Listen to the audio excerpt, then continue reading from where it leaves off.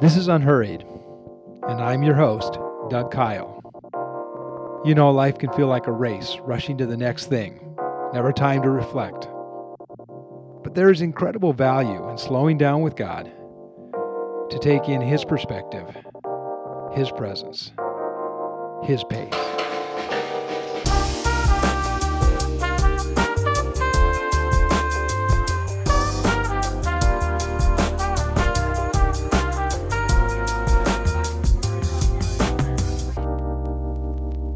Why do we worry? What's at the heart of it? Why does it feel so ingrained in us? And how do we shake it? This is episode 11 of season 2 of Unhurried. I'm your host, Doug Kyle, featuring our producer, Ryan Viramontes, who's in the studio right here with me. We're in a new studio. This is the third week that we're in this one. Right. We're trying different ones. Yeah.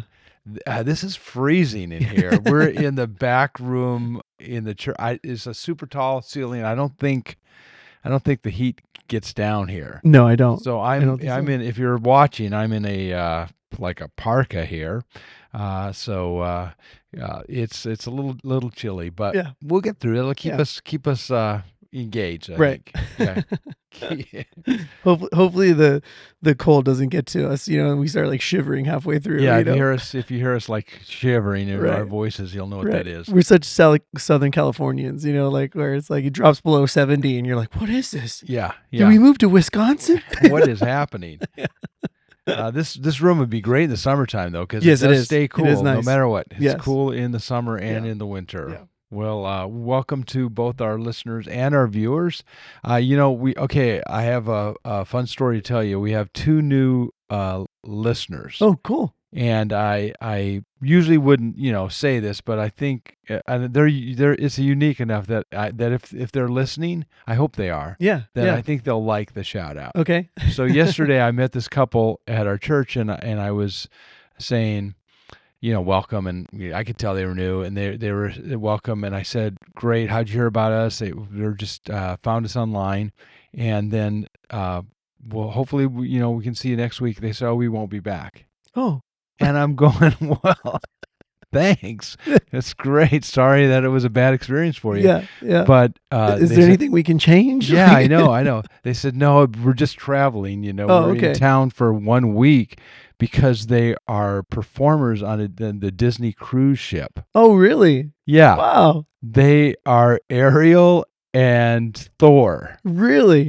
Yeah. And they were just in port for a week. Sure.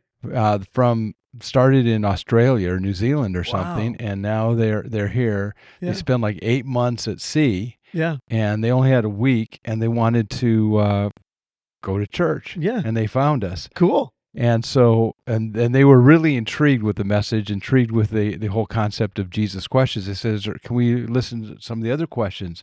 And I said, yeah, it's on our website. And then I said, and also we have a podcast. They go, oh yeah, we already saw that in the bulletin. We're already following. Nice. So hopefully Ariel and Thor are listening today. By far. Our listeners keep getting more and more cool. Last week we talked about, the listener that drives a motorcycle. Right. Awesome. Yeah. I still need to introduce you to him. Yes, you do. And then now Ariel and Thor. I mean, what's next? You know what I mean? The sky's the limit. Exactly. So we're all over the world. Yes. Now. Yeah. Wherever that cruise ship goes, that's where they're listening. It was really interesting talking to them. There's no church or anything for the employees, or I didn't even think necessarily for the guests on the cruise ship. So passengers. So they just he started like a Christian fellowship. That's awesome. To study. That's awesome on the ship. Yeah. And anyway, so hopefully they're listening. If they are, hello to Thor or Ariel. Really nice to meet you. And sorry I forgot their real names, but That's I was okay. like, when they said that, I was just like enamored. Yeah. Well, what to play such iconic, characters. You know what I mean? Like, how cool is that? That's just awesome. Yeah. Yeah. They said they work like 70 hours a week, though. It's got to be brutal. Well, especially with all of the families and kids, and I mean, I know how my kids are, so I can just imagine times that by thousands. Oh my gosh. Yeah, exactly. That's intense. Yeah.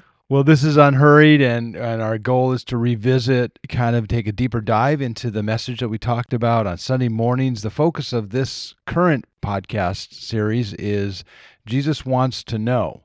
And what we're looking at is these questions that Jesus asked in his ministry here on earth, the questions that he asked individuals, but often those questions still resonate with us today. They still have something to say to us today. And this week, the question is, why do you worry? The part of it is the way that it's set up with the graphics is the fridge magnets, Right. and we've talked about that in the past on a previous podcast. Just these refrigerator magnets that spell out Jesus wants to know. And I made a challenge a few weeks ago, asking people, say, if you have those refrigerator magnets at home, go ahead and take the question of the week, put it on the refrigerator. Someone did. They sent me a picture. I told you about that. Well, this week someone told me, yeah, we also did that, but we didn't have any, so we went out and bought them. Oh, wow. They said they're hard to find. They said they found them at Walmart, and then they said, so what am I supposed to put on the refrigerator? I said, you just put the question of the week, which is this week, Jesus' question, why do you worry? And then it reminds you all week long. Right. So it's a little bit what this is supposed to be. This is supposed to be sort of a chance to look at the question that Jesus asked in a little deeper way and live with it during the week. So maybe you don't have it on your refrigerator, but you have it on the podcast, and we have a chance to think about it a little bit more deeply today. So the question, why do you worry, comes from Luke 12:25 and 26. It's part of a broader set of questions where Jesus asks, who of you by worrying can add a single hour to your life? Since you cannot do this very little thing, I love that. You can't do this very little thing. Why do you worry about the rest? So it really is a smaller part of these two questions that Jesus ask, really probing his listeners, in this case his disciples who he was talking to. Why do you worry? What's at the heart of it? Let's think about that. He knew why they worry, but he wants us to think about it. Right. Why do we worry? Mm-hmm. And I admitted in the message right from the start, I am a card-carrying worrier. It's weird. Sometimes I think I'm doing great, not worried at all. I feel like I'm in a good place, and then something happens, and I'm just sucked right back into it. And I go, I thought I had a handle on this, and then I go, there happens again. Yeah. I feel like I'm a little like that too. I resonated with that when you said that, where I try not to worry, Mm-hmm. and then all of a sudden it's just like a crashing wave, and then all these things you forgot to do, or all these things that, compiling on, and you're just like, oh no, like I was not prepared for this. Like you can be talking to a friend and they're all worried, and you're like, oh, you're like, don't, you don't need, God's got it. You're fine. You're like this beacon of faith, and then suddenly the smallest thing could happen, and I'm like, what was I talking about? I can't even handle this. Right. Yeah. Well, I mentioned in the message there are three reasons that I worry, and Jesus addresses all three in his teaching here. But one of the reasons is because I think it's critical. Something becomes everything. It can be just a small thing, but that one little something suddenly becomes everything. It becomes all-consuming, and it hijacks our thoughts. It drowns out everything else. It becomes this obsession that all you can do is think about that. Mm-hmm. And so one reason is because suddenly a small thing, or maybe a major thing, becomes everything. Yeah. It becomes all-consuming. Yeah. Another reason is because I think it's my job. I felt like when I left the hospital with our first child, when we were able to leave, I suddenly became a worrier. Like it came with me. Yeah. It's like it never left. Right. It's like before that, I wasn't that much of a worry. Do you feel like being a parent kind of makes you more of a worrier? Or? Yeah, I remember when my, I have much younger children than you do, but like I remember when kind of same thing, like we were at home and at the time, the baby, they're babies, right? So you kind of like, give them to the mom, and then she gives them back to you, and then you like put them down in the crib, and then I felt myself like waking up And this was Yeah. past that little infancy stage. So he's like sleeping through the night pretty much, or sleeping at least 6 hours or 7 hours. But I would found myself still on the baby rhythm where I would wake up every hour or every 2 hours, and I would just like put my finger under his nose, or like I put my hand like on Yeah. his chest just to make sure he was like breathing. Right. Right. Like that was my biggest worry, was I Yeah. just wanted to make sure he was still, when I left him, he was breathing, and I want to make sure he's still breathing. And then now as they get older, you start worrying about other things, like, are they making friends? Are they following along with the materials at school, or like things like that. Yeah. And I remember I asked my father-in-law, I go, do those worries go away? It's like at first you're just worrying if they're breathing. Let me guess what he said. Okay. Because I'm maybe in his category. He said absolutely not. No, that's exactly what he said. Yeah. He said it honestly sometimes feels like there's more, because now you're going, my father-in-law has 4 kids, and Yeah. you have 3, and so he's like, I'm now we've all doubled or tripled. Yeah. He's like, so now I'm not worried about my sons and my daughter. I'm worried about her husband Yeah. and my daughter-in-laws, and now we've all, like I said, we've all doubled ourselves or tripled ourselves, and now Yeah. we've got grandchildren. Right. And he's like, now I've got, instead of having 4 people to worry about, I've got, 11 now, or whatever. Yeah. I think he has, I think there's 8 or 9 grandchildren. So even more than that. So, Yeah. Yeah. It just becomes exponential. Yes. And you go, what has happened to me? I used to be like so, Used to be so chill. Yeah. And now suddenly, it's funny how that happens. Yeah. It really is. It is true. It becomes your job description. You think, this is what I'm supposed to do. Right. I love that picture of you, like, is my son still breathing? Just looking in, is the blanket going up and down? Yeah. Is there air coming out of his nostrils? Right. Well, it's just like your world becomes so big at that point, and then your worries just don't stop. It just keeps, it's like crashing waves. Yeah. I know when I talk about worry, it resonates with people, because there's some people that tell you that they never worry, but even them, they're probably more like me on a good day when I feel like I don't worry, and then you Right. catch them on a bad day, and they'll be honest about it. But a lot of people struggle with this. Most everybody struggles with this. So if it felt like it was connecting with people. The third reason that I worry, that I mentioned yesterday, was that I think it helps. I really feel like, well, if I think about all these things, maybe I can anticipate some things, and I'm going to be ahead of the game a little bit if things go south. I think it helps. And then from the passage that we looked at, from the passage in Luke 12 there, you realize that Jesus realigns our thinking in all of these areas. Yeah. And that, to me, was really helpful and somewhat humbling, when you realize why our worries really sabotage our faith so much. I want to spend time with one of them. That's what I want to go a little deeper dive, but Sure. just to kind of catch up. One of the reasons I just mentioned that I worry, and I think others do as well, is because we think it's critical. Suddenly that small thing becomes everything. It consumes us. And Jesus says life is so much more than what consumes us. He basically puts it this way. He says, therefore I tell you, do not worry about your life, what you're going to eat, or your body, what you're going to wear. Which is kind of ironic, because life and body seem pretty like important things. Yeah. Like it would be easy for us to defend. No, that's pretty critical. My life, my body, our health, our destiny, our careers, our goals, the biggest parts of who we are. That's pretty important. But he says, don't worry about those things, for life is more than food, and the body is more than clothes. And so I wanted to really let Jesus' words remind us that life is so much more than the things that consume us. We spent some time on that. Mm-hmm. At the end, I said that, I worry because I think it helps, and spent some time talking about how that's actually, it doesn't help. It only hurts. Worry only sets us back. It doesn't move us forward. And Jesus addressed this pretty clearly in 25 and 26 of Luke 12, where it says, who of you by worrying can add a single hour to your life? Since you cannot do this very little thing, why do you worry about the rest?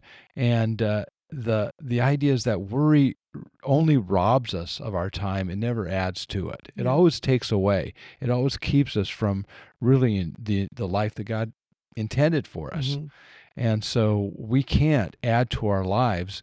At least worry can't. Right. There's way, you can be healthy, you can be safe. There's ways that you can add to your life. You can make sure your longevity is good, but worry isn't one of them. Right. Worry never, if anything, it takes away from your life. Right. It could literally take away from your life, or at least it takes away from your enjoyment of life. Yeah. Robs your sleep, it robs your joy, it robs your peace, Right. it robs your effectiveness, all of those things. Well, I also feel like it also robs the the impact of the moment that you're in, because your mind's kind of somewhere else, so you're not in the present, Right.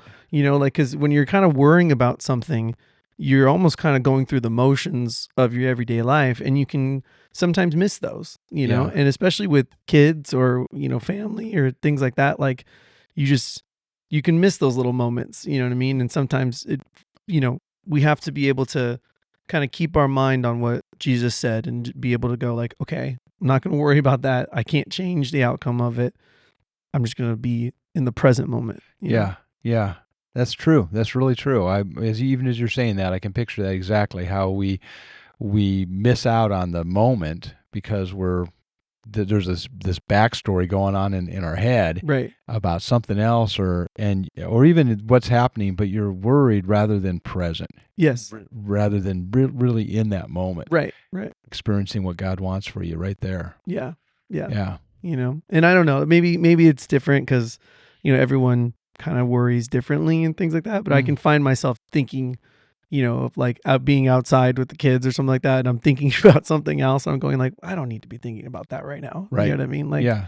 right now we're playing, Pokemon and princesses. You know what I mean? Like, Right. like this is what I'm doing right now. Exactly. So this is what I should be focused on. Yeah. Not worrying about. Yeah. No, I think that's a lot of people. I think that probably is going to really resonate with our listeners for sure. And the other one, and this is the one I want to go a little bit further into, but is when I think it's my job to do it. Jesus says worry is not only irrelevant, it's irreverent because it's not our job. It's God's job to take care of our lives, to provide for us. And so when we worry, we're actually assuming we're treating ourselves like we're the God of our own lives, and we have to figure out everything, plan everything, know everything. We have to be all knowing. Right. That's what worry sort of, it sort of, gives us this false impression that I have to be all knowing. I have to know, I have to anticipate everything. And if I can think about every possible angle and anticipate everything that could possibly happen, well, God's the only one that can do that. Yeah. We can't do that. Right. And we need to leave it with God. And of course, Jesus said this to me in the most compelling way. In Luke 12:24, he said, "Consider the ravens. They do not sow or reap. They have no storeroom or barn, yet God feeds them. And how much more valuable you are than birds." And I wanted to take a kind of a deeper dive into that because this is something that I didn't have time to go into in the message, but for our listeners and viewers, a chance to maybe expand that a little bit more. Thinking about Jesus's words, "Consider the ravens." They God just provides for them. I think about Thor and Ariel on that cruise ship. They get probably their food all. You go on a cruise ship, food's everywhere. Right. Right. I've only been once on a cruise ship. I've never been. Not going to happen again. But for those who like cruise, good for you. But that's a different story. I would feel like you would feel very. What I know about you, is you would feel too like claustrophobic, like the borders are there. Yeah. Because there's the ocean. And you can't go anywhere. Yeah. And what I know about you, you like the open space. You're very open world. Well, that's probably true, but that was not. I actually liked the cruise, but Cindy did not. So okay. It was. So, there you go. Yeah. And so it just wasn't. She got vertigo afterwards. And so that was like, okay, we're probably not going to do this again. Yeah. I went whale watching with my in-laws. and all of my brother-in-laws and sister-in-laws, and I was like, I can't go on another one. I was Yeah. like, I'm sorry, I'm just gonna bow out on the next one. Yeah. They had a grand old time, Yeah. and there's pictures of me on everyone's phones with my head over the side of the boat, and it was just terrible. It was man. literally terrible. Yeah. It was Yeah. it was a really bad experience. Yeah. So I think that's part of the lure of the cruise ship, though, is the idea that there's endless food. Sure, Like sure. everywhere, you never have to worry about a meal. right, You know. right, And that's sort of the picture here is that these ravens, they don't have to worry about their food. God No. takes care of it, but we do. We always worry about our income. Are we going to have enough? How do we, right. And so Jesus says, consider the ravens. They don't sow or reap. They have no storeroom or barn, yet God feeds them. And we're more valuable than them. Now, what I wanted to think a little bit about is there's a parallel passage to this. In Matthew, Jesus says similar, but there he just says the birds of the air. Yeah. Maybe that's what we're used to hearing. Consider the birds of the air. Mm-hmm. That's from the Sermon on the Mount. But here Jesus says, consider the ravens. And so now he's more specific, not just all the birds, Right. but ravens. So I wanted to think a little bit more, and again, I didn't have a chance to go into this, but why does Luke talk about ravens? And the reason is because ravens had a particular significance in Jewish culture as well as in the Bible. And so I love this. First of all, ravens were considered unclean. So that to me is a powerful picture that Jesus, or point that Jesus took an unclean animal and says that God cares for them. In a Jewish culture, maybe you would think, well, sure, the clean animals God really cares for, but now he's talking about this unclean animal Right. that was also within God's care. Right. They're in Leviticus 11:15. They're listed among those that are unclean, and even though they're impure, God still provided for them, Mm-hmm. which to me makes Jesus's point even stronger. If God takes care of even the unclean kind of fringe animals, the ravens, which probably weren't, they weren't the most popular bird or the most, the one that would make it in their conversations. Right, Usually it was right. sort of like off the radar a little bit. Insignificant ravens, how much more will he take care of us? I imagine even some of our listeners might be sometimes tempted to think, you and I might be tempted to think at times, I'm just so unworthy for God to take care of this, especially when we're sort of the ones that got us in the trouble. If we're worried about something that we kind of messed up on, or it was like our own fault, then it's like, well, God doesn't, he has no obligation to get me out of this one. Right. I got myself into this mess. And yet, God, we feel unworthy and we feel insignificant, and God still cares for us. Yes. Yeah. Yeah. And to me, I love that. Yeah. I often say I have to ask for forgiveness in the double digits. Yeah. Where it's like I just have to keep asking for it over and over again. I'm just racking up the points. Yeah. But Yeah. it came to mind too yesterday when you were speaking about how even last week, when we were talking about the Good Samaritan, and how Jesus used the Samaritan in the Jewish culture was somebody that they would have looked down upon, Right. or not have valued as they value themselves, Right. and how he used the Samaritan to be the star of the story. Yep. And so once again he's just reiterating that if Jesus cares for the Good Samaritan, if he cares for the Samaritan, then he cares for the raven, he's going to care for you. Absolutely. Yeah. And great connection.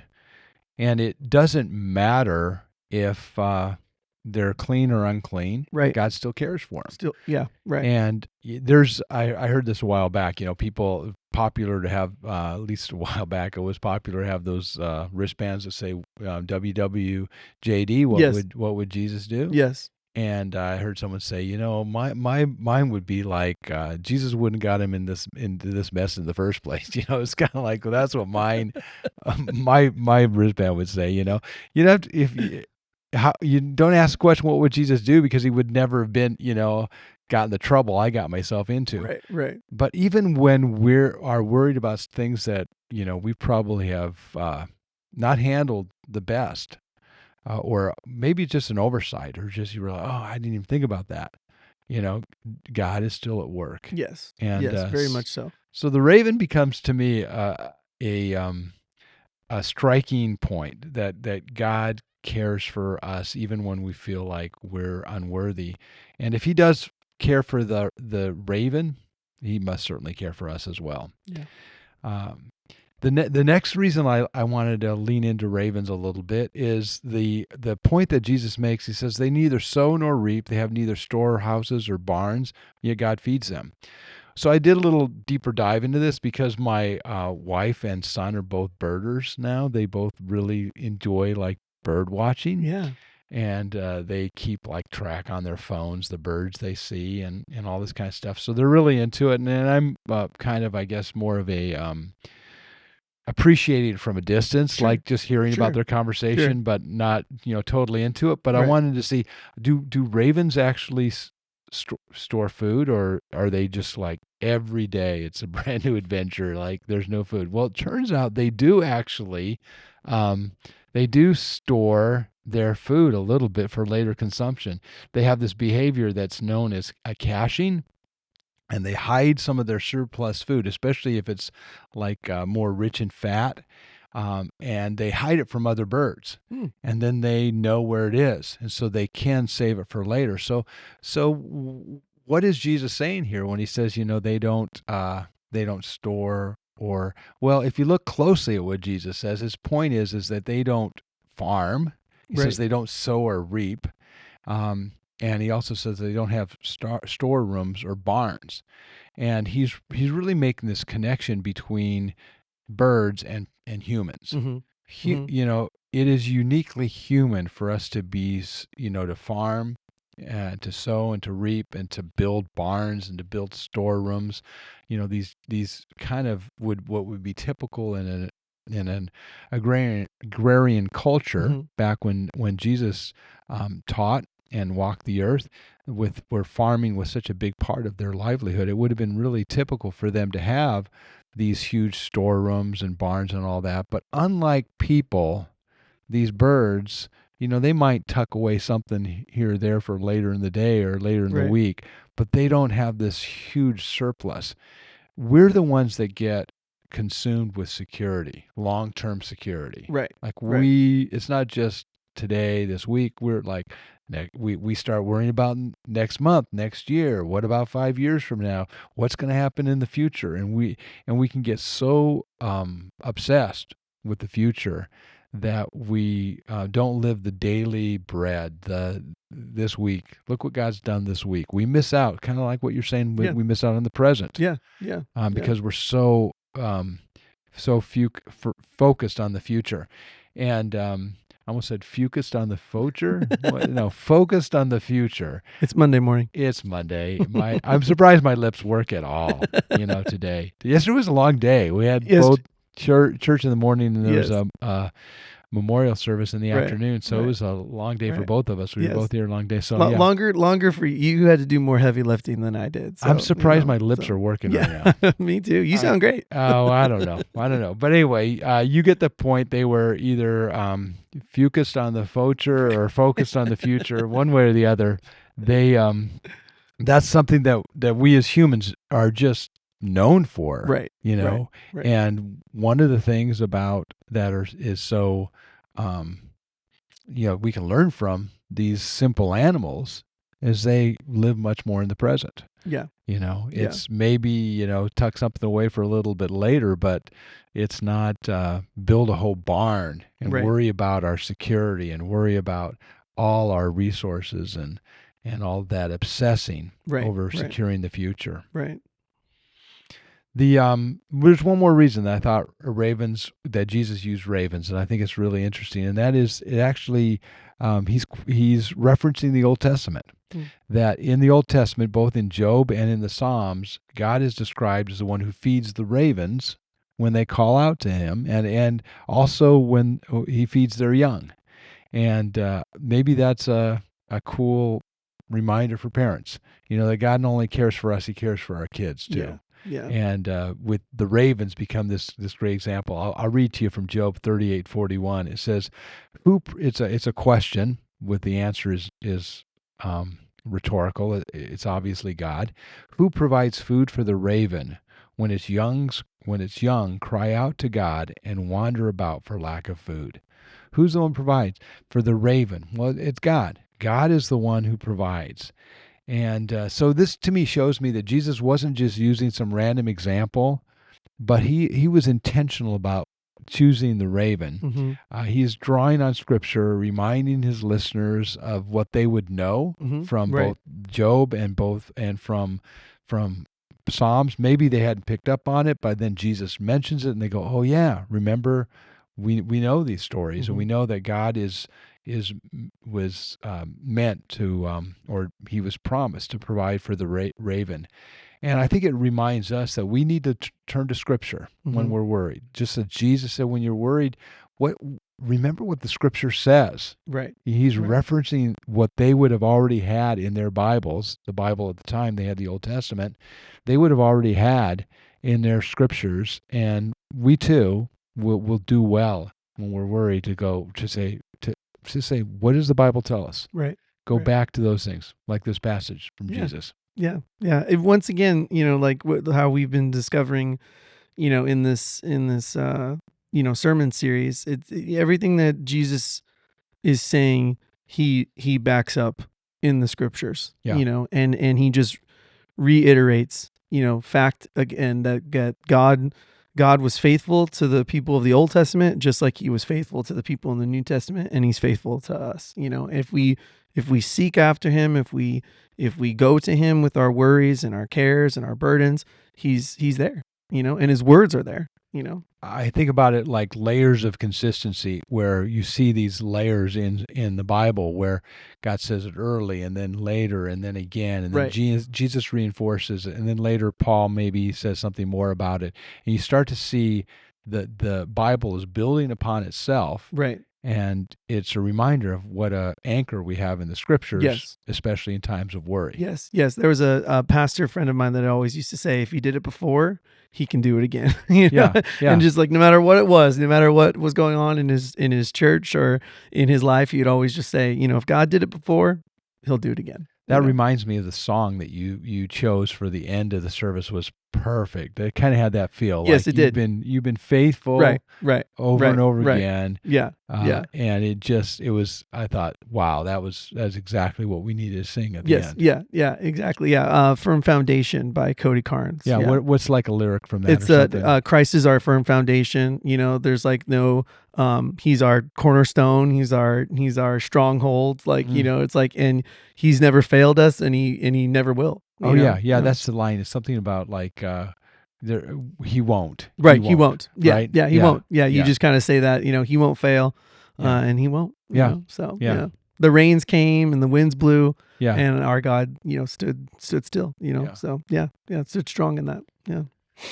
Well, I geek out over preaching. I mean, there's not much I'm good at, but there's one thing I do know about, and that's preaching. I've read a lot about it, studied a lot about it, listened to a lot of it, done it for a long time. So I've thought a lot about preaching.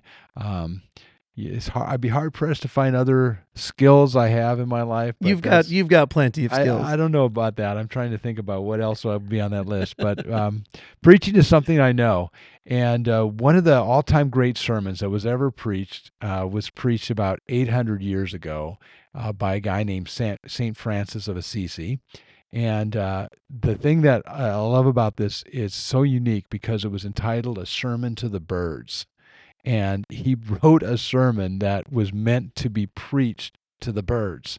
It quickly becomes apparent that it's actually more than just for the birds. Right, It was to the birds, but it was for us. Right. But it's really a clever sermon.